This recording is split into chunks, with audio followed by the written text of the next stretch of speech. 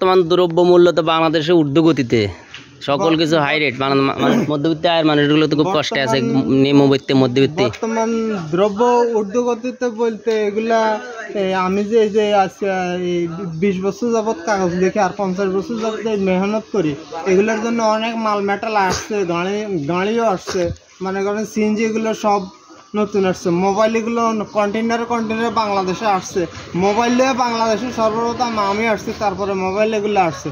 তো এগুলোর টাকা কি আমার পকেটে 2-4 আনা দিছি না, 1 পয়সাও না, 1 পয়সা দেয় না। এটা তো আপনার বুঝলুম হইছে না, যে মানুষ এগুলা এই চাকরি বাকরি নিতেছে। 24তম বিসিএস বাংলাদেশে কোঠা নাই, এখন 38তম বিসিএস। তাহলে এখন কোটা এগুলো কই পাইছে?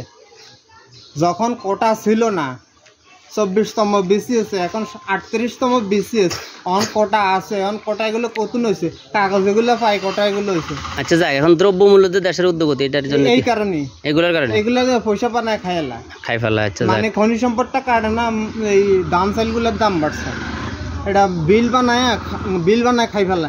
তো এখন দেখাইছে যে এই যে গাড়ি বিদেশ থেকে আনি, রেল বিদেশ থেকে আনি, তারপরে বিমান বিদেশ থেকে আনি, জাহাজ বিদেশ থেকে আনি, এটা কোরবানি দিলে 10 জন 20 জন টাকা হাতায় টোকায় নি, গাড়ি ভাড়া, বিমান ভাড়া, জাহাজ ভাড়া, রেল ভাড়া এগুলো টাকায় নি বেতন দিলে বা কোরবানি হইতো না।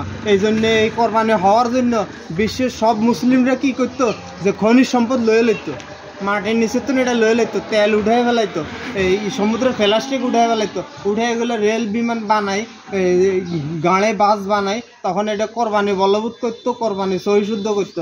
আমগো কোরবানি আগে হইতো না, এগুলা খনিজ সম্পদ কার্ডই লইলে এগুলো দিয়ে নির্মাণ, মোবাইল, টেলিভিশন, কম্পিউটার, রেলের কম্পিউটার, অবদার কম্পিউটার, তারপরে বাসের কম্পিউটার, বাস বিমান কম্পিউটার, জাহাজ বিমান কম্পিউটার, এগুলো যখন আমরা বানাইতে পারবো, অবদা বিমান কম্পিউটার বানাইতে পারবো, তখন আমাকেও এই কোরবানি হয়, নাহলে কোরবানি হয় না। কে কইছে এখানে 10 জন জোড়া দিয়ে এই কোরবানি দিলে হয়? এক মোটা হয় না। বিশ্বের ব্যাক মুসলিমরা জিজ্ঞাসা হয় না।